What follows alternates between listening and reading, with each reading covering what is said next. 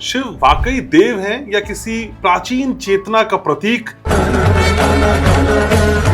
उन्हीं से जीवन है, उन्हीं से जीवन का सार है, वही हमारा आरंभ है और वही हमारा अंत। जब मैं भगवान शिव को देखता हूँ तो मुझे 3 प्रतीक चिन्ह नजर आते हैं, नाग, चंद्रमा और माँ गंगा। मौन रहकर भी साधना की जा सकती है, ये सिखाता है नाग। एक लोटा जल आपकी सारी कामना पूरा कर देता है, ऐसे क्यों है ये शिव? शिव को जिसने जिस तरह पूजा, शिव उसके उस तरह हो गए। शिव को तो सभी अपना मान रहे हैं, क्या सिर्फ शिव मेरे हो सकते हैं? जिसने उन्हें अपना समझा, शिव उन्हीं से बंध गए, शिव उन्हीं से बंध गए। महाकाल क्या है?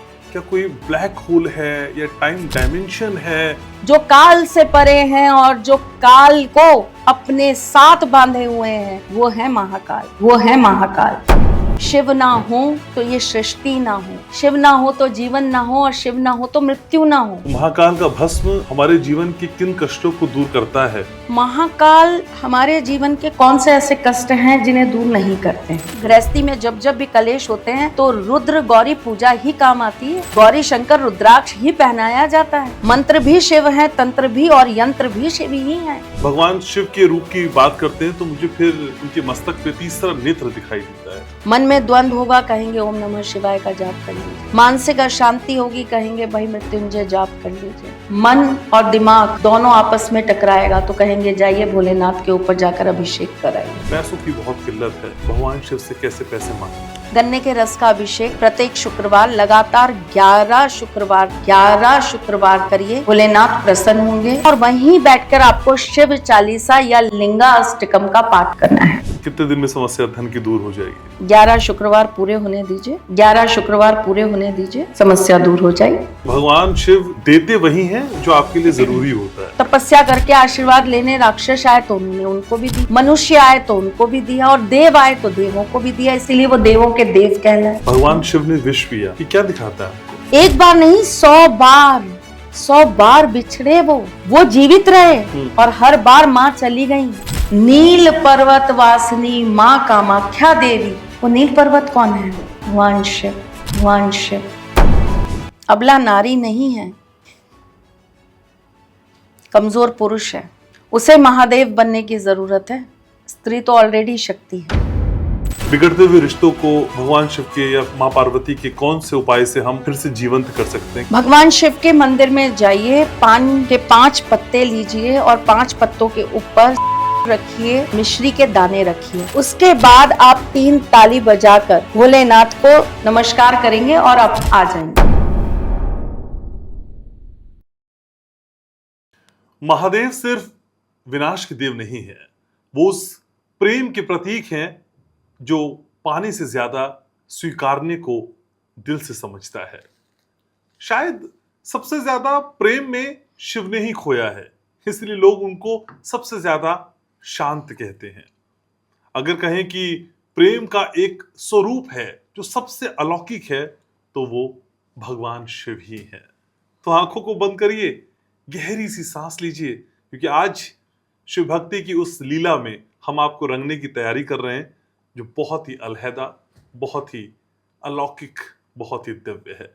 और इस शिव की यात्रा पे हमारी सारथी हैं आप सबकी फेवरेट एस्ट्रोलॉजर और मेरी घनश्याम उपाध्याय पॉडकास्ट की मासी त्रिशला चतुर्वेदी। त्रिशला जी, कैसी हैं आप? बहुत बढ़िया, जय श्री कृष्ण, हर हर महादेव। तो आज बात शिव की, आपका सबसे प्रिय विषय भी है ये। शिव वाकई देव हैं या किसी प्राचीन चेतना का प्रतीक जिनको हम शायद कभी ठीक से समझ नहीं पाते? उन्हें समझना बहुत सरल है, और वो चेतना का प्रतीक नहीं, वो चेतना ही है।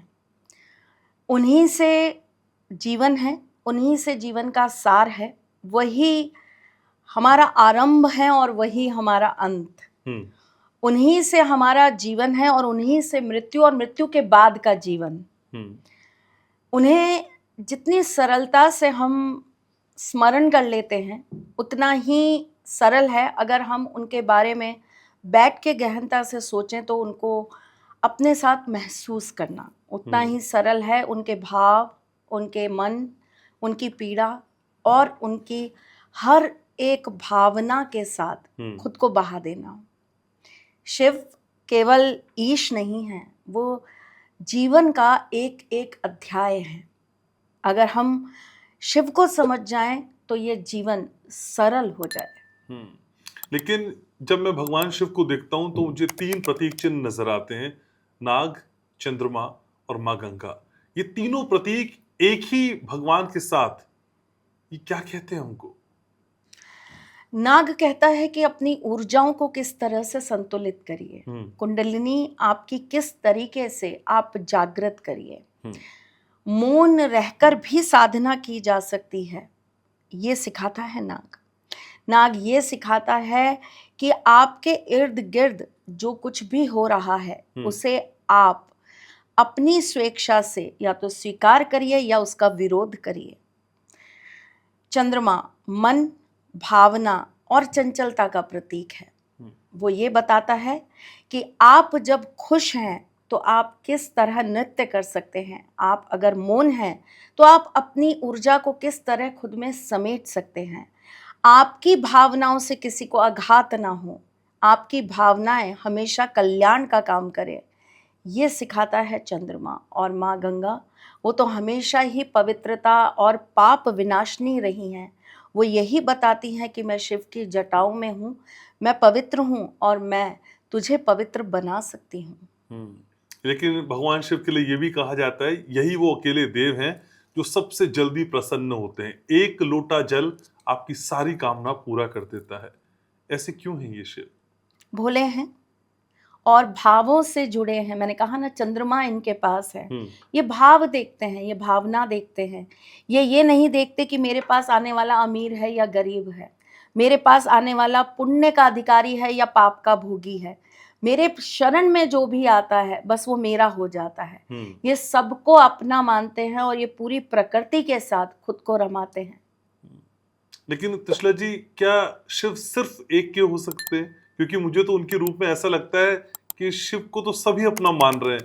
क्या सिर्फ शिव मेरे हो सकते हैं? शिव को जिसने जिस तरह पूजा, शिव उसके उस तरह हो गए। जिसने उन्हें अपना समझा, शिव उन्हीं से बंध गए। कौंध बांध पाया है शिव को, शिव ही सब में रम गए। हर कण, हर क्षण, हर सांस में शिव शिव शिव मैं हो गए। लेकिन शिव को हम शमशान में भी पाते हैं। जब आपने पाने की बात की, ये रूप उनका क्या कहता है? ये रूप इनका ये कहता है कि जीवन के सत्य में तो तुम्हें बहुत लोग मिलेंगे।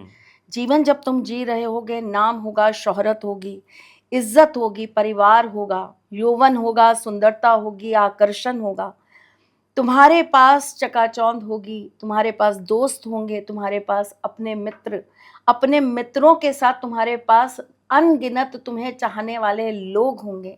लेकिन इसके बाद जब तुम अकेले शमशान घाट में चले जाओगे, वहां मृत्यु शैया पर जब तुम्हारे अपने ही तुम्हें जला जाएंगे, उसके बाद जब तुम्हारे शरीर के 5 तत्व भस्म बनकर पृथ्वी में समाहित हो जाएंगे, उस वक्त कोई नहीं होगा। वही भाई, वही बहन, वही पिता, वही माता, वही पत्नी, वही बच्चे, बस वहीं तक का सफर तुम्हारा खत्म होगा। उस अंत के बाद जो अनादि चालू होंगे वो मैं हूँ। उस शमशान में उस भस्म को जो खुद पर रमेगा वो मैं हूँ। उस शमशान की भस्म को जो अपना बनाएगा वो मैं हूँ।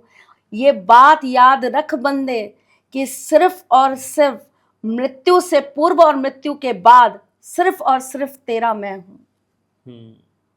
और इस खूबसूरत अभिव्यक्ति की हम कल्पना किसी और से कर नहीं सकते हैं, आप जानती हैं। लेकिन जब आप भस्म की बात करती हैं ना त्रिशला जी, तो मुझे महाकाल नजर आते हैं। महाकाल क्या है?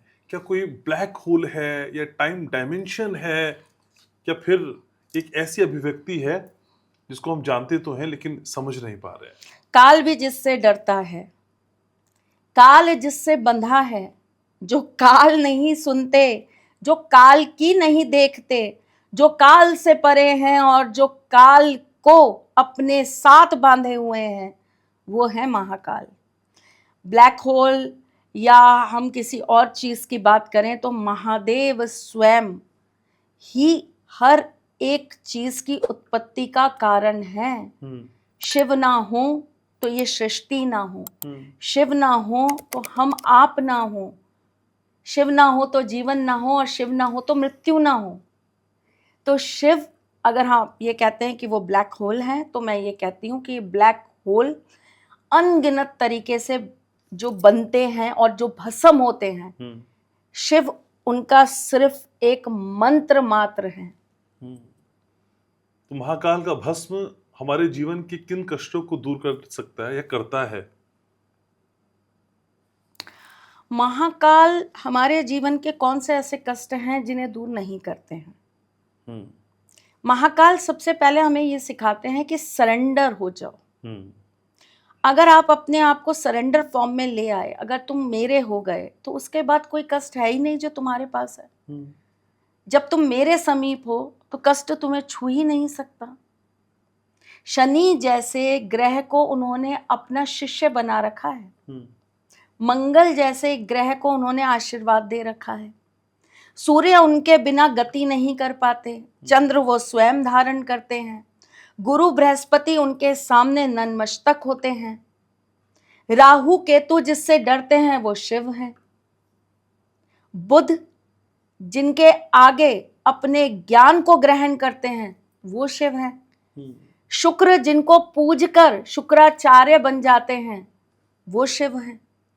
तो ऐसा कौन सा ग्रह है जिसे महाकाल अपने पास नहीं रखते, या जिनके ऊपर महादेव का आशीर्वाद ही नहीं है? अगर मैं एक शब्द में कहूँ तो मुझे ऐसा लगता है घनश्याम जी कि इस पूरी सृष्टि में एक एक कण वही है जो महाकाल का है। महाकाल नहीं तो कुछ नहीं। ये भी ग्रह ऐसा हो जाएगा जैसे यहाँ पर शमशान की राख, फिर भी क्या होगा? सिर्फ शिव होंगे। तो हर एक सुंदरता जो है ना वो शिव है, सत्यता जो है वो शिव है। शिव उस सुंदरता को भी दिखाते हैं जो एक माँ की ममता में झलकती है। शिव उस सुंदरता को भी दिखाते हैं जो एक बहन के अंदर अपने भाई के लिए झलकती है। शिव एक नारी की सुंदरता है। शिव एक ऐसी स्त्री की सुंदरता है जो प्रेम में अपने पति को परमेश्वर मान लेती है। शिव वो हैं जो उस सुंदरता को दिखाते हैं जिससे प्रकृति चलती है।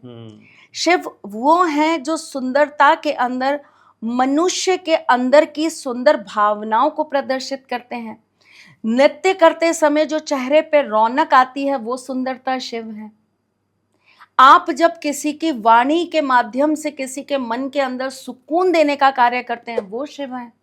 जब आपके सुर आशीर्वाद पाकर किसी के लिए जीवन दायिनी हो जाते हैं वो शिव है। शिव की सुंदरता ही तो सब चीजों में सुंदर है। धर्म को जो संभाल रहे हैं सत्य से वो शिव है। धर्म के अंदर जो सत्यता है वो शिव है। प्रकृति की सत्यता ही शिव है और जीवन की सत्यता भी शिव है।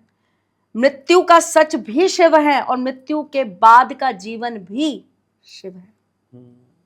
लेकिन शिव को जब हम याद करते हैं, स्मरण करते हैं, तो भगवान शिव का कौन सा वो रूप है जो आपको सबसे ज्यादा भाता है? शांत, या फिर एकदम रौद्र, या फिर अपनी धुन में रमे हुए अलग सी कैफियत लिए हुए भगवान शिव? मैंने जब जब भोलेनाथ को स्मरण किया है, और मैंने, लोग कहते हैं मुझे हस्बैंड मिले तो राम जैसा मिले, लोग, लड़कियां कहती हैं कि हमें हस्बैंड मिले तो बहुत सुंदर मिले, बहुत अलग मिले, कृष्ण जैसा मिले। कृष्ण जैसा तो कोई मांगती नहीं हाँ, है। अगर मैं सच कहूँ तो कहती हैं कि प्रेमी मिले तो कृष्ण जैसा मिले। तो अगर मैं बात करती हूँ यहाँ पर कि आप भोलेनाथ के लिए मेरी भावनाओं को अगर समझें, तो मैं कहती हूँ कि पति शिव जैसा मिले, भोलेनाथ जैसा मिले। बहुत मुश्किल से मिलता है। हाँ, बहुत मुश्किल से। तो उन्हीं को पूजना पड़ता है। आप देखिए ना, 16 सोमवार उन्हीं के रखने पड़ते हैं, विशेष व्रत उन्हीं के होते हैं। गृहस्थी में जब जब भी कलेश होते हैं तो रुद्र गौरी पूजा ही काम आती है। अच्छा। गौरी शंकर रुद्राक्ष ही पहनाया जाता है। तो कहीं ना कहीं फैमिली लाइफ को कंट्रोल करने का जो काम कर रहे हैं वो तो शिव ही कर रहे हैं। मंत्र भी शिव है, तंत्र भी और यंत्र भी शिव ही है। तो मैं अगर भोलेनाथ को ये कहूँ कि कैसे मैं उनको देखती हूँ या मैं उनको किस रूप में मैं ज़्यादा पसंद करती हूँ, तो ये थोड़ा अलग है कि वो रौद्र हैं, कि वो शांत हैं, कि वो साधक हैं, कि वो योगी हैं। मेरे लिए वो एक ऐसे पति हैं जो बहुत शांत, बहुत करुणामयी, बहुत ममतामयी, माँ पार्वती को भी अपने समीप रखते हैं। और जब वो रुद्र हो जाती हैं, जब वो काली बन जाती हैं, जब वो भद्र काली, जब वो काम कला काली बन जाती हैं, तब भी वो अपने आप को उनके सामने समर्पित कर देते हैं। वो हैं जो सुख में भी साथ दे रहे हैं और दुख में भी अपनी अर्धांगी के पीछे पीछे चल रहे हैं। वो हैं जो स्वयं से पहले अपनी पत्नी को स्थान देना जानते हैं, जिन्हें पता है कि मेरे पास ज्ञान है, मेरे पास मोक्ष का द्वार है, मेरे पास जीवन और मृत्यु के चक्र को भेदने का तंत्र है, मंत्र है और यंत्र है। और फिर भी वो अपनी स्वेच्छा से अपनी सारी शक्ति अपनी अर्धांगी को दे देते हैं। वो कहते हैं कि मृत्यु के बाद, तंत्र में ऐसा कहते हैं कि मृत्यु के बाद तब तक साधक को मुक्ति नहीं मिलेगी, तब तक साधक की आगे की यात्रा पूर्ण नहीं होगी, जब तक उन्हें भद्रकाली नहीं मिलेंगी। तो आप सोचिए, महाकाल जो कालों के काल हैं, उन्होंने फिर भी एक साधक को शरण किसकी दी है? माँ की गोद, माँ भद्रकाली की गोद। तुम मुझे पूजो, माध्यम मुझे बनाओ, लेकिन अंत में शरण अपनी माँ की में जाओ। ये एक पुरुष के लिए बहुत बड़ी बात है, बहुत बड़ी बात है। हमने शिव और गणेश जी का पूजन कहीं होते नहीं देखा, लेकिन हमने गौरी गणेश पूजन होते देखा। अपने पुत्र को भी उन्होंने अपनी माता का ही नाम दिया कि जाओ अपनी माँ के साथ पूजे जाओ और दुनिया का कल्याण करो। मैं अकेला योगी बन बैठा हूँ अपनी साधना में, ध्यान मगन हुए बैठा हूँ कैलाश में। तुम जाओ पृथ्वी पर जाकर अपनी माँ के साथ हर मंगल कार्य में सबका आशीर्वाद बन जाओ। तो ये बहुत बड़ी बात है कि जिसके पास सब कुछ है, जिसने बनाई सोने की लंका और आशीर्वाद में दे दी, और खुद कैलाश पे वास किया, जिन्हें बनाई पृथ्वी संसार, जिसने बनाया पूरा ब्रह्मांड, जिसने रचाया, वो रचयिता खुद ध्यान में लीन रहा। बहुत बड़ी बात है, बहुत बड़ी बात है। एक बार नहीं, जिसने अपने प्रेम में 100 बार वियोग सहा, बार बार मिलना फिर बिछड़ना, फिर मिलना फिर बिछड़ना, उस प्रेमी को आप क्या कहेंगे? अगर आप ये कहेंगे कि मैं शिव को किस नज़र से देखूं, तो भगवान शिव मेरे लिए एक वो प्रेमी है जिनको समझने से ही प्रेम समझ आ जाता है। वो प्रेम का अर्थ है, रूप है, आकार है। और शायद इसीलिए प्रेम भी निरंकार है और वो भी निरंकार है। इसीलिए आपकी कई बातों में शिव का जिक्र होता है, भगवान शिव उसमें समाहित होते हैं। वो मेरे आराध्य के आराध्य हैं, कुछ बात तो उनमें होगी। ठीक बात है। और आप भी मेरी माँ की बहन है, तो आप में भी बहुत बात होगी।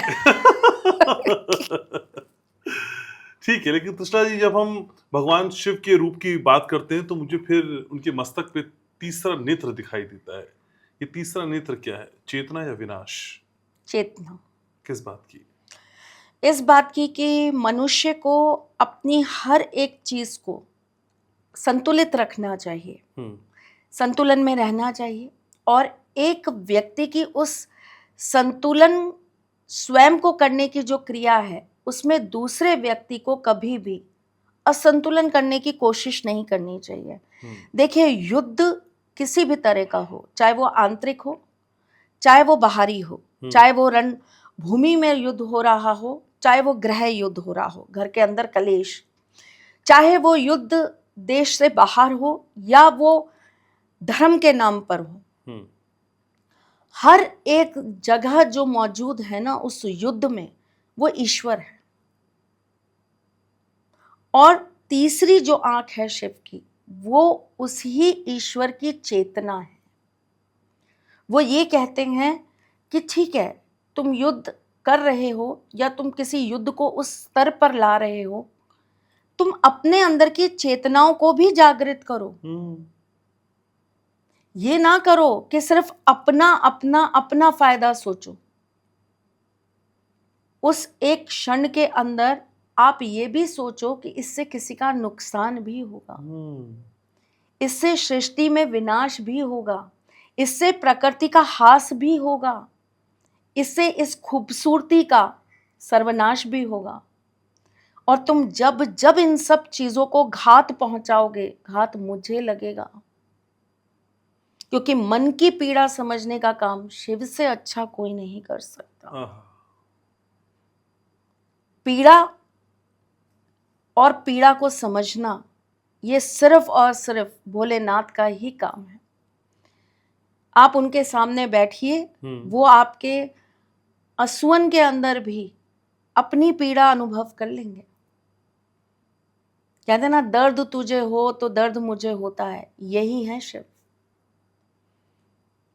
इसीलिए शिव भक्तों को कोई पीड़ा ना हो ना, पहले ही वो आशीर्वाद दे देते हैं, तथास्तु तेरा कार्य हो जाए, तू परेशान दिख ही नहीं मुझे। वो देख ही नहीं सकते किसी को पीड़ा में। माँ कहती हैं आप तो प्रभु मैं देख लूंगी, आप बैठिए, आप नहीं।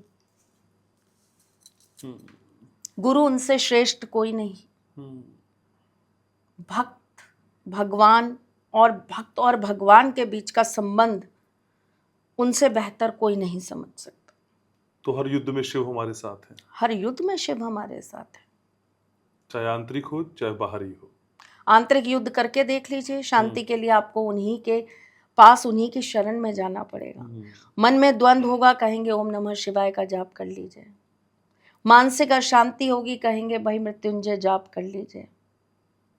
कुछ समझ नहीं आएगा, मन और दिमाग दोनों आपस में टकराएगा, तो कहेंगे जाइए भोलेनाथ के ऊपर जाकर अभिषेक कराइए।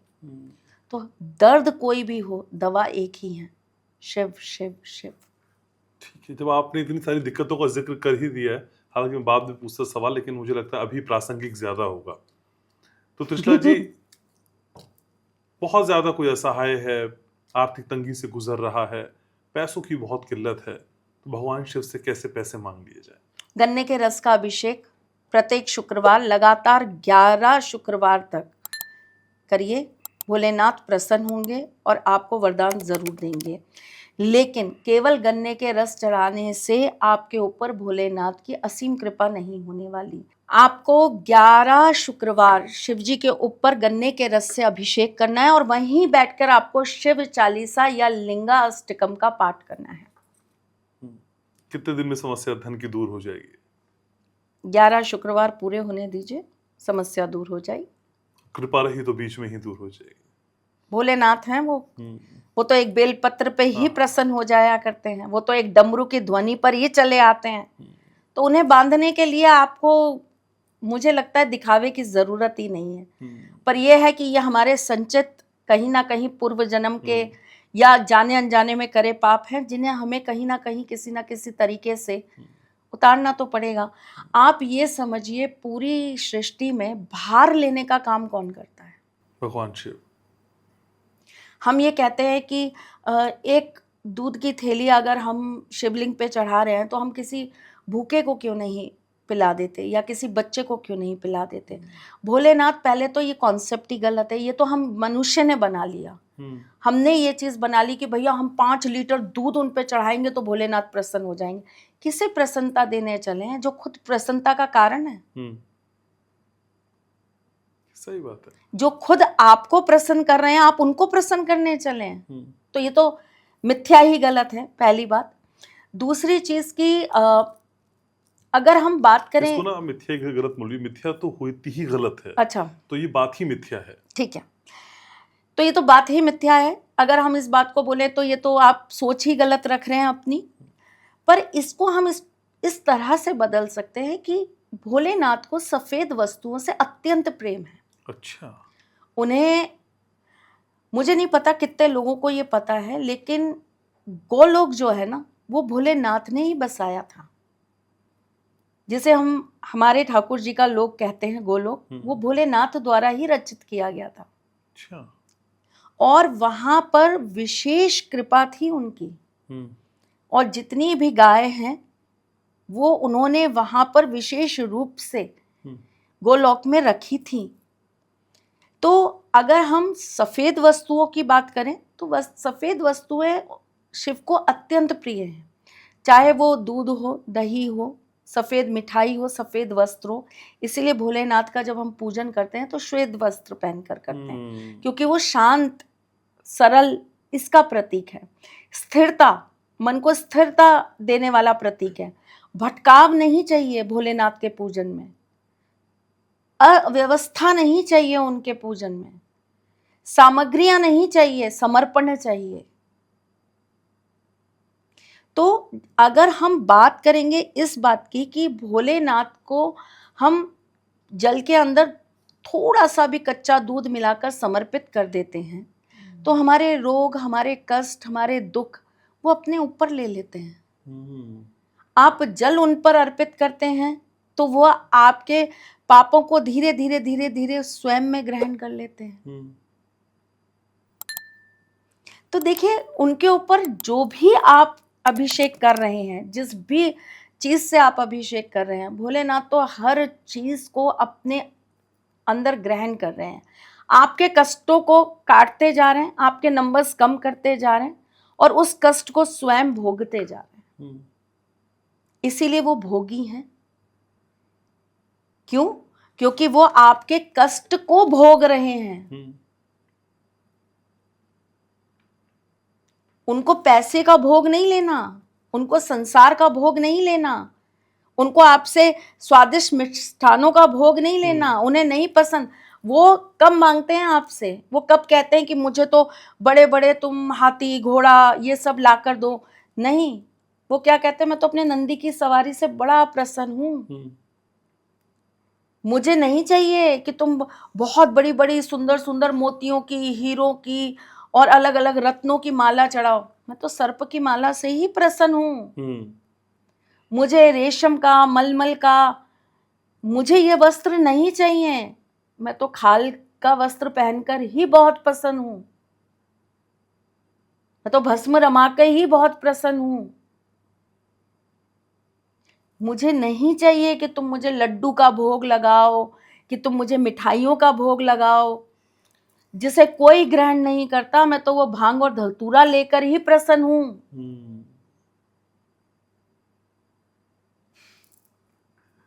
लेकिन त्रिशला जी कहते हैं कि भगवान शिव किसी को खाली हाथ नहीं लौटाते, लेकिन देते वही हैं जो आपके लिए जरूरी होता है। ये क्या है? नहीं, ऐसा नहीं है कि आपके लिए जरूरी होता है।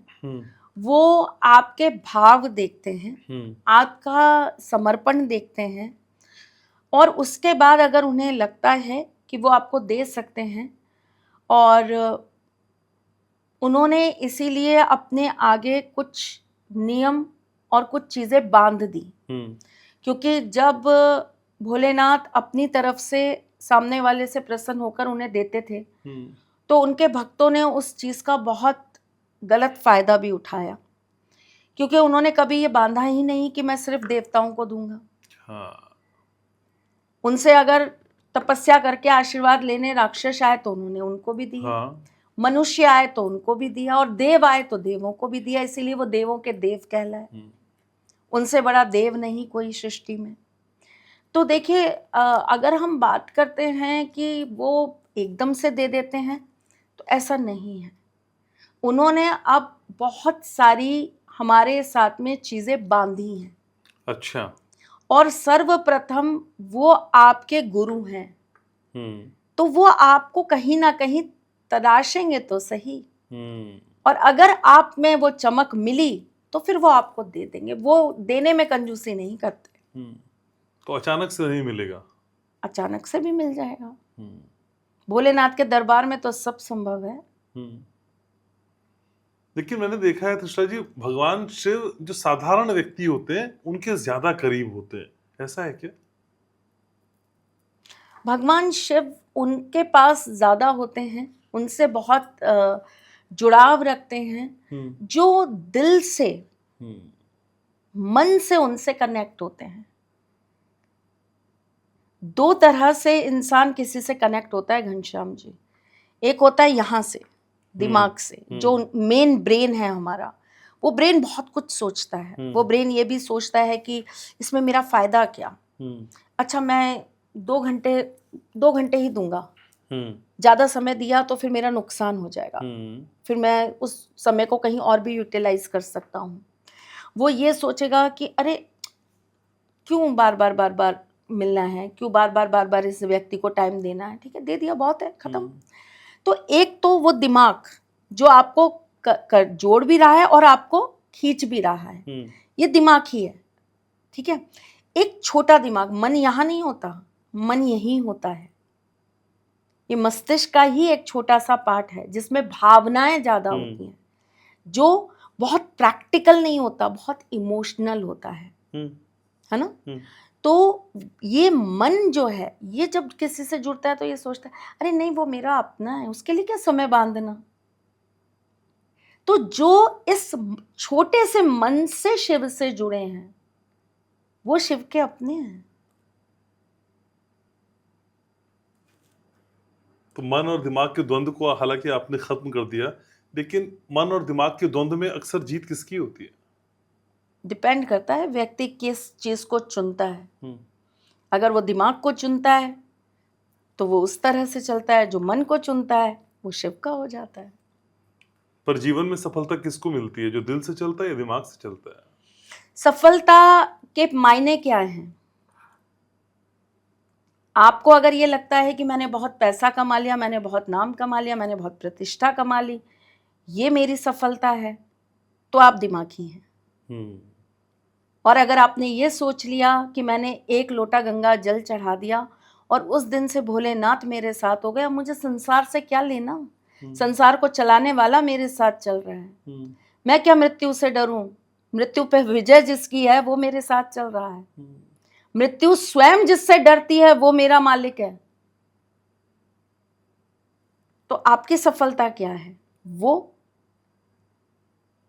जो दिमागी रूप से बनती है और बिगड़ जाती है, जो इस संसार में, इस धरा पे जब तक आप हैं तब तक धरी है, फिर जब आप चले जाएंगे तो यहीं पे धरी की धरी है।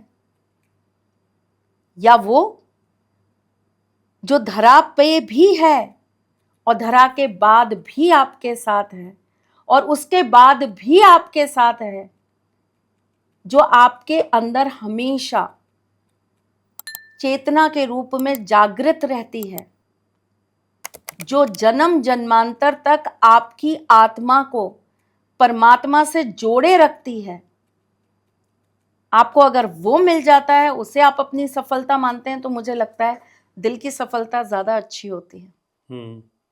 लेकिन दिल से जब हार जाता है आदमी तो कई बार विष पी लेता है। भगवान शिव ने विष पिया, ये क्या दिखाता है आपको?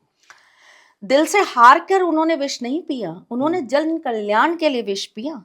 हार कर विष पीने वाले तो कायर होते हैं। ये तो हमें सीखना चाहिए ना भोलेनाथ से, शिव से सीखिए ना ये बात। एक बार नहीं 100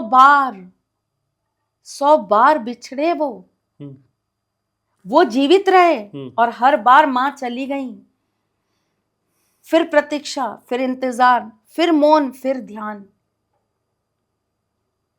फिर वही पृथ्वी का संचालन, फिर वही सब चीजों को संभालना, फिर वही धुरी रमाए बैठे रहना, फिर वो वियोग में 2 आंसू, फिर वही प्रेम पाने की अपने अंदर एक आरज़ू,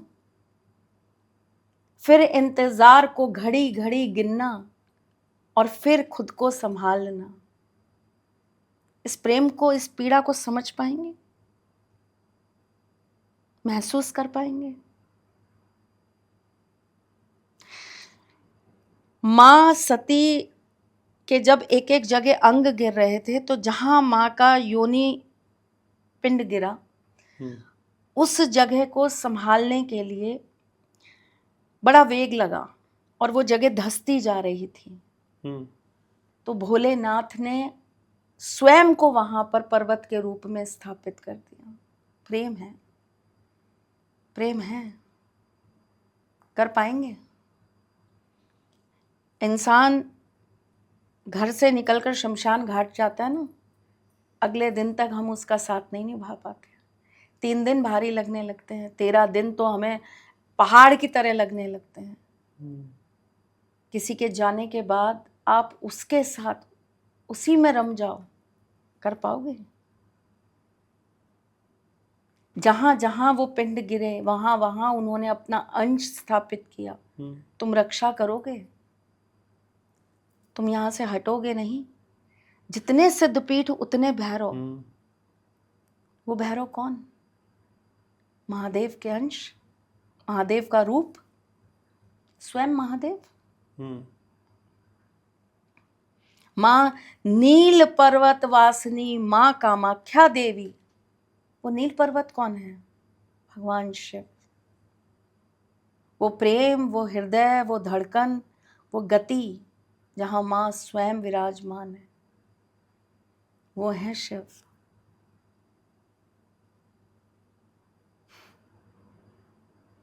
अगर एक पुरुष समझ लेना और उनके जैसा 1% भी बन जाए तो मुझे लगता है हर स्त्री इस संसार में, इस सृष्टि में शक्ति है। अबला नारी नहीं है, कमजोर पुरुष है। उसे महादेव बनने की जरूरत है। स्त्री तो ऑलरेडी शक्ति है। हर स्त्री, हर स्त्री। और कोई पुरुष महादेव नहीं? नहीं, ऐसा नहीं है। इतिहास में बहुत सारे ऐसे पुरुष हैं जो महादेव के पद चिन्हों पे चले हैं। महादेव तो एक ही हैं, उनके जैसा तो कोई दूसरा नहीं, लेकिन हाँ, उनके जैसा बनने का प्रयास बहुत लोगों ने किया है। जो शिव में रमा है, जिन्होंने शिव को समझा है, वो शिव जैसा हुआ है।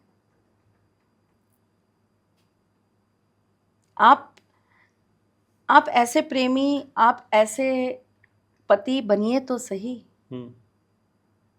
कि आपका पूरा संसार आपकी पत्नी हो जाए। अच्छा, एक बात बताइए, आपको मैं एक बहुत छोटा सा सवाल पूछती हूँ। आप मुझे एक बात ये बताइए कि इस संसार में कोई भी व्यक्ति मिलता है, जैसे हम नारियों को कोई भी मिलता है, आप मिले, कोई और मिला, हम क्या कहते हैं? भैया, बेटा। बड़े होते हैं तो पिता तुल्य हम उनको संबोधित कर ले, पिताजी, बाबूजी, ऐसे संबोधित कर लेते हैं। आप पुरुषों को अगर महिलाएं मिलती हैं, अब छिचोरे जो हैं उनको तो छोड़ दीजिए, उनकी तो मैं बात ही नहीं करती, सज्जन पुरुष की बात कर रही हूँ। उसे अगर कोई भी लेडी मिलेगी तो वो कैसे संबोधित करेगा? माता जी, बहन जी, है ना? या बहुत ज्यादा होगा तो बोलेंगे कि मान्य, देवी, है ना? इसी तरीके से संबोधित करते हैं। क्या हर एक पुरुष को स्त्री कह सकती है कि पतिदेव हटो, अरे पतिदेव आप मिल गए, बहुत बढ़िया हुआ? नहीं ना। एक नारी किसी भी पुरुष के साथ जब अपना संबंध बनाती है, पर पुरुष के साथ, तो वो उसमें अपना भाई, अपना बेटा, अपना पिता, यही ढूंढती है। यही मेन उनके लिए रिश्ते होते हैं एक नारी के लिए। एक पुरुष भी जब किसी स्त्री से अपना एक संबंध बनाता है तो वो उनके अंदर बहन, माँ, बेटी, यही ढूंढता है। इस संसार में केवल एक पति पत्नी का ही रिश्ता ऐसा है घनश्याम, जो आप एक से ही बांधते हो, एक से ही जोड़ते हो। पर ऐसा होता नहीं। कई लोगों की जिंदगी में कई रिश्ते ऐसे होते हैं जो पत्नी तो ना हो लेकिन प्रेयसी के तौर पे तो साथ चलते हैं। प्रेयसी, पत्नी नहीं, प्रेयसी। जो ज्यादा प्यारी भी होती है कई बार पत्नी से। डर ज्यादा होता है ना प्रेयसी को छोड़ देने का या प्रेयसी से बिछड़ जाने का। पत्नी से बिछड़ने का डर नहीं होता। पता है पत्नी है, वो कहाँ जाएगी छोड़कर? उस पर तो अपना कॉपीराइट है, वो तो अपनी ही है, वो कहाँ जाएगी? वो नहीं जाएगी कहीं। प्रेयसी को लेकर इनसिक्योरिटी है, पत्नी को लेकर नहीं, इसलिए प्रेयसी ज्यादा प्रिय होती है। पत्नी प्रेयसी नहीं बन सकती?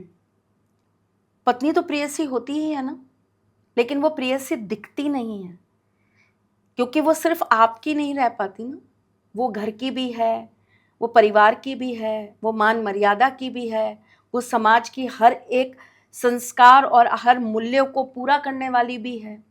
वो बच्चे भी संभाल रही है, माँ बाप भी संभाल रही है, आपके भाई बहन भी संभाल रही है, आपके रिश्तेदार भी संभाल रही है, आपके घर का दुख सुख धर्म अधर्म सब देख रही है। तो उस पर जिम्मेदारी ज्यादा है, प्रेयसी पे जिम्मेदारी तो सिर्फ आपकी है।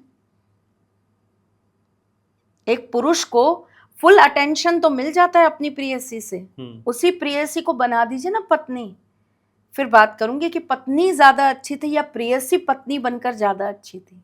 पर पत्नी इतने रिश्ते निभाने के बावजूद भी प्रेयसी से 19 ही क्यों रह जाती है? क्योंकि वो बट जाती है, वो बट जाती है और वो इस बंटवारे में कहीं ना कहीं प्रेयसी नहीं बन पाती, वो अपनी पूरी अटेंशन उस व्यक्ति को पूरे तरीके से नहीं दे पाती। आप देखिए ना, एक लड़की की शादी हुई लव मैरिज से पहले सब कुछ बहुत अच्छा था। क्यों? क्योंकि सुबह की गुड मॉर्निंग बाबू के साथ थी, ब्रेकफास्ट बाबू के साथ था, लंच बाबू के साथ था, डिनर था, घूमना था, फिरना था, गाना था, नाचना था, हर एक सुख को एक दूसरे के साथ आप निभा रहे थे। अब वही प्रेयसी जो है वो पत्नी बन गई।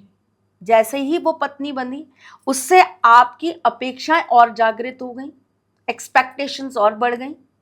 तब तक सिर्फ आप ही को संभाल रही थी वो, और आप बहुत प्रसन्न थे, अरे वाह ये मुझे संभाल रही है, इससे बेहतर मुझसे प्यार कोई नहीं कर सकता। जैसे ही वो पत्नी बनी, वो माँ को भी संभालने लगी, पिता को भी संभालने लगी, भाई को भी, बहन को भी, फिर आपके बच्चों को भी, आपके परिवार को भी, घर की मर्यादा को भी, मान को भी, सम्मान को भी, घर में धर्म भी, छोटी छोटी अच्छी बुरी हर चीज वो देखने लगी। आपने उसको एक प्रमोशन तो दिया, आपने ओहदा बड़ा तो किया, आप बड़े बने, आप तो वहीं खड़े होके देख रहे हैं, वो वहां है, आप यहां हो। तो इस रिश्ते में बदली तो महिला ही ना, पुरुष तो वहीं पे है, वैसा ही है। क्योंकि पुरुष उठना ही नहीं चाहता ना, पुरुष तो गिरे रहना चाहता है। महिला ही परिवर्तन करे, महिला ही बदलाव करे, महिला ही प्रेयसी से पत्नी बन जाए और फिर उससे ये कहा जाए तुम प्रेयसी तो हो नहीं। वो प्रेयसी नहीं है तो वो क्यों तुम्हारे पिताजी की, तुम्हारी माताजी की सेवा कर रही है? वो प्रेयसी नहीं है तो वो क्यों तुम्हारा घर परिवार, तुम्हारी मान मर्यादा, तुम्हारा धर्म, तुम्हारा समाज, तुम्हारे बच्चों को पाल रही है? उसे प्रेयसी ही रहने देते। अपने माँ बाप से कह देते इससे खाना मत मांगना, ये सिर्फ मेरा खाना बनाएगी, इससे कपड़े मत धुलवाना, ये सिर्फ मेरे कपड़े धोएगी, इससे पूरा घर सफाई मत करवाना, ये सिर्फ मेरा कमरा साफ करेगी, मैं आऊंगा तो ये सज सवर के बैठेगी, उसके बाद आपको खाना मिले ना मिले मुझे मेरी जिम्मेदारी नहीं। तो आप खुद तो पहले निर्धारित करिए, आप बढ़े उसके साथ, आप तो वही हैं। आपने 4 कदम उनकी ड्यूटीज बढ़ा दी, तो खुद भी तो 4 कदम अपनी ड्यूटीज बढ़ाइए। आप तो अपनी चीजों से और ज्यादा निश्चिंत हो गए, देख लेगी माँ बाप को, आपको टाइम मिल गया दूसरी प्रेयसी के लिए, वो देख तो रही है माँ बाप को। मर्दों की गलतियों को ना इस तरह से मक्खन मत लगाया करो। मैं तो सिर्फ आपसे समझने की कोशिश करता हूँ, क्योंकि सारे रिश्तों की इस मैथ्स को, इस गणित को आपसे अच्छा कोई नहीं समझा पाता है। लेकिन भगवान शिव पे लौटते, हाँ, हमने कई भगवानों को प्रेम में देखा, कई रिश्तों को भगवानों के तौर पे समझा है।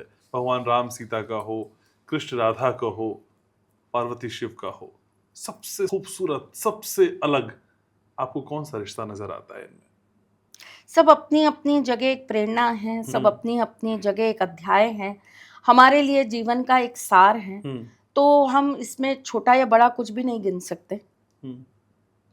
लेकिन अगर रिश्ते की खूबसूरती आप कहेंगे तो मैं फिर कहूँगी कि भोलेनाथ, उनसे बढ़िया शिव के अलावा खूबसूरत रिश्ते किसी के पास भी नहीं है। जैसे मैंने अभी आपको कहा, हमारा ट्रैक ज़रूर अलग था, लेकिन हम उसको अगर यहीं जोड़ते हैं तो आप ये देखिए कि एक सन्यासी, एक योगी, एक शमशान में वास करने वाला, भस्म रमाने वाला, गले में सर्प पहनने वाला, जटाएं रखने वाला,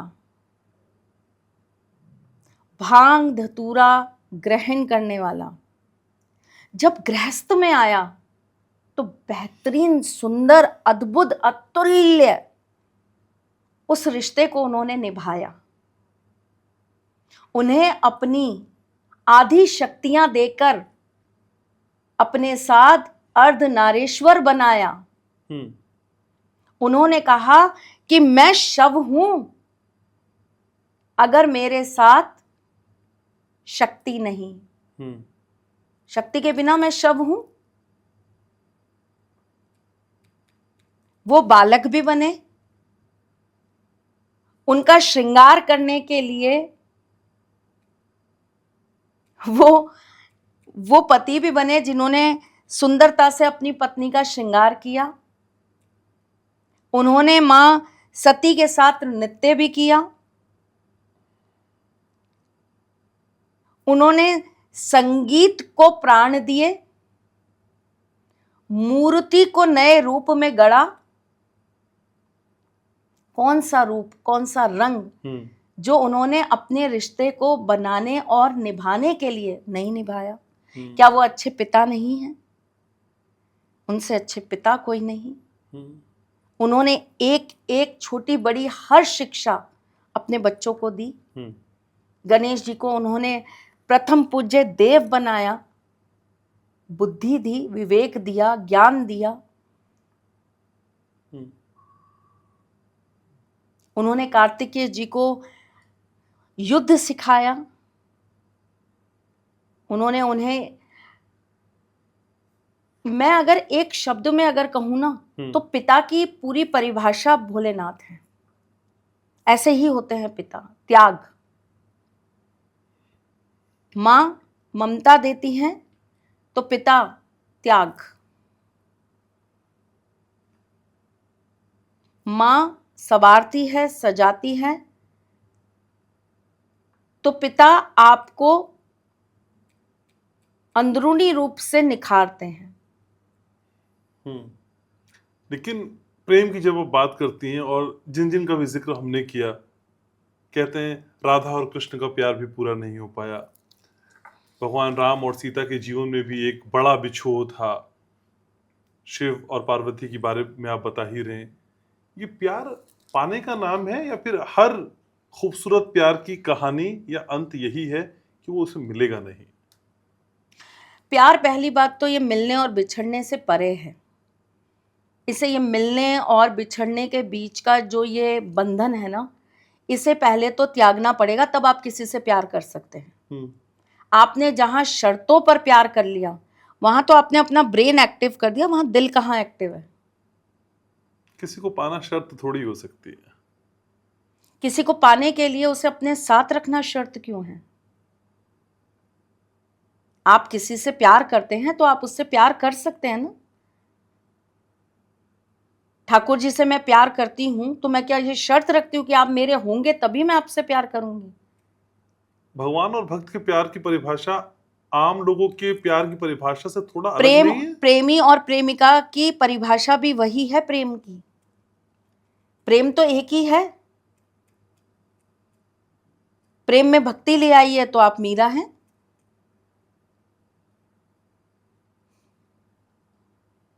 पा तो वो भी गई थी कृष्ण को, समाहित तो वो भी हो गई थी कृष्ण में। तो अपने प्रेम को पहले उस केंद्र तक तो लेकर जाइए। आप तो बंधन लगाते हैं प्रेम पे। प्रेम बंधना नहीं है। छोड़ दीजिए ना, जाने दीजिए। प्रेम है, प्रेम कैसे बंधेगा? ठीक है, बात शिव की हो रही है तो कुछ उपाय भी मुझे जल्दी जल्दी चाहिए होंगे। बिगड़ते हुए रिश्तों को भगवान शिव के या माँ पार्वती के कौन से उपाय से हम फिर से जीवंत कर सकते हैं? कैसे रिश्ता सुधार सकते हैं? भगवान शिव के मंदिर में जाइए, पान के 5 पत्ते लीजिए और 5 पत्तों के ऊपर सिंदूर रखिए, सुपारी रखिए और 2 मिश्री के दाने रखिए। सर्वप्रथम नंदी जी को आप अर्पित करिए, उसके बाद गणेश जी को, उसके बाद कार्तिकेय जी को, फिर माँ पार्वती जी को और उसके बाद भोलेनाथ को। और अपने प्यार के लिए या अपने प्रेम के लिए या अपने वैवाहिक जीवन के लिए उनसे प्रार्थना करके आइए। लेकिन कई बार जीवन में अकाल मृत्यु का डर भी सताता है बहुत सारे लोगों को कि कहीं ऐसा ना हो जाए, कहीं वैसा ना हो जाए। ये जो अनकहा सा और अनजाना सा डर है, इससे कैसे पीछे छुड़ाएं? मृत संजीवनी पाठ भोलेनाथ का नियमित रूप से अगर आप करते हैं तो अकाल मृत्यु के भय से आप दूर हो जाते हैं। अकाल मृत्यु जैसा कॉन्सेप्ट होता है, आप कहती हैं? हाँ, बिल्कुल होता है। लेकिन भगवान ने तो जितनी सांसें लिखी हैं उतनी हम जिएंगी। अगर भगवान ने अकाल मृत्यु के तौर पे उतनी ही सांसें लिखी हैं, तो फिर कोई उपाय हमें कैसे सांसें बढ़ा देगा? क्या पता यही लिखा हो कि उपाय से आपकी सांसें बढ़ सकती हैं और आप पहले ही गिव अप कर रहे हैं। अगर यही चीज सोची जाती तो महामृत्युंजय जाप से एक व्यक्ति को जीवन के अंदर आगे की आयु ना मिल पाती। एक ऋषि 14 वर्ष की आयु में ही अकाल मृत्यु को प्राप्त हो जाते। ईश्वर ने क्या लिखा है पढ़ना आता है? किसी भी चीज के ऊपर जब हम उंगली उठाते हैं, क्या हमें ये पता होता है कि क्या पता यही लिखा है कि यही होने से हमारी चीजें सही होंगी? और क्या पता काल रोक रहा हो कि महाकाल के पास जाओ मत, मेरी चल जाए। और महाकाल यही कह रहे हैं कि एक बार तो मेरी शरण में आ, काल तेरा कुछ नहीं बिगाड़ पाएगा, तो जाने में क्या बुराई है। चमत्कार तो ऐसे भी हुए हैं कि एक 6 महीने के बच्चे के ऊपर 18 मंजिल पूरी की पूरी गिर गई है, वो बुरी तरीके से उसके अंदर दब गया है। 3 दिन के बाद निकाला गया और उसके पास जीवन था। एक व्यक्ति जिसका पूरा परिवार नदी के अंदर गिर गया, 14 वर्ष बाद, 15 वर्ष बाद वो बच्चा वापस से अपने घर में वापस आ गया। जब आप उनकी शरण में हैं तो ये विचार ही क्यों है। और मैं तो ये मानती हूं, मैंने शायद पहले भी आपके पॉडकास्ट में ये बात कही थी, मैं आज फिर वापस पुनः इस बात को दोहराती हूं, जीवन भी जब शिव के साथ और जीवन के बाद भी शिव के साथ, तो ये दायरे बांधने ही क्यों हैं। यहां भी नाम शिव का जपेंगे और आत्मा में भी शिव ही रमेंगे, तो जप लो ना, आखिरी सांस तक जप लो। क्या पता उन्होंने लिखा हो कि तेरी आखिरी सांस पर ही तुझे एक नया पुनः जीवन दे दूंगा। कर्म से इंसान को कभी भी नहीं भागना चाहिए, ये सबसे पहले धर्म का नियम है। जब बुरा वक्त आता है ना, तो आप पता है सबसे पहली गलती क्या करते हैं? आप धर्म का हाथ छोड़ देते हैं और आप निराशा के वश में आके ये कह देते हैं कि अब तो कुछ हो ही नहीं सकता, छोड़ो, ये सब करने से कोई फायदा नहीं है। और क्या पता ईश्वर सिर्फ उसी एक पल, उसी एक क्षण का इंतजार कर रहे हो कि तू कर और मैं तुझे बहुत कुछ दे दूं। ठीक बात है। लेकिन ओम नमः शिवाय ये जाप है, ये मंत्र हैं, ये खुद शिव हैं, क्या है? और सिर्फ इनके जाप भर से कुछ बताइए ना, मेरे व्यूवर्स की जिंदगी बदल जाए। जीवन है, सांसें हैं, आपके लिए साक्षात भोलेनाथ हैं। और नमः शिवाय जाप करने से मन को शांति मिलती है, चेतना मिलती है, धैर्य मिलता है, आपकी असंतुलित चीजें संतुलित होती हैं, ध्यान मिलता है, मौन मिलता है। अगर आप सवेरे उठकर भोलेनाथ के किसी भी रूप में, जैसे कि पारद शिवलिंग, नीलम के शिवलिंग या माणक के शिवलिंग, जो आपके अनुसार बने हैं, स्वर्ण, चंद्र, आप जिस भी प्रकार के रजत, जिस भी प्रकार के आप शिवलिंग का पूजन करते हैं या आपको कोई सजेस्ट करता है, उनके अभिषेक करते वक्त अगर सिर्फ और सिर्फ नमः शिवाय का जाप कर लें, नहीं आते आपको अपने तरीके से पाठ करने हैं, नहीं आप रुद्री कर सकते, नहीं आपको कुछ और करना आता, आप रुद्राभिषेक का एक मंत्र भी नहीं जानते, तो आप सिर्फ नमः शिवाय का जाप करते हुए भोलेनाथ को आप जल अर्पित कर दीजिए। हमें सिर्फ नमः शिवाय बोलना है, ओम नमः शिवाय नहीं बोलना? नमः शिवाय बोलना है, ओके।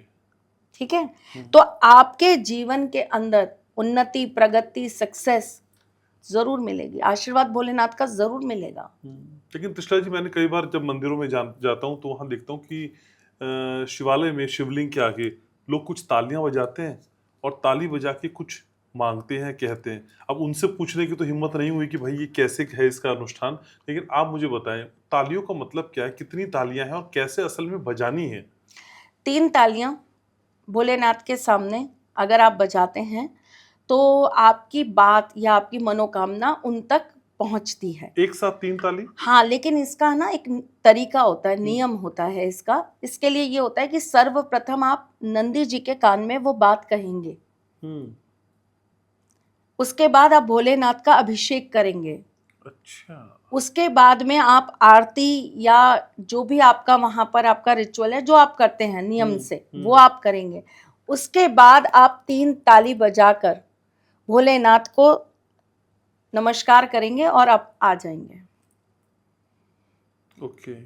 कई लोग आरती से पहले 3 ताली बजा देते हैं, कई लोग भोजन के लिए 3 ताली बजाकर उनको भोजन, या हम कह सकते हैं कि भोग लगाते हैं।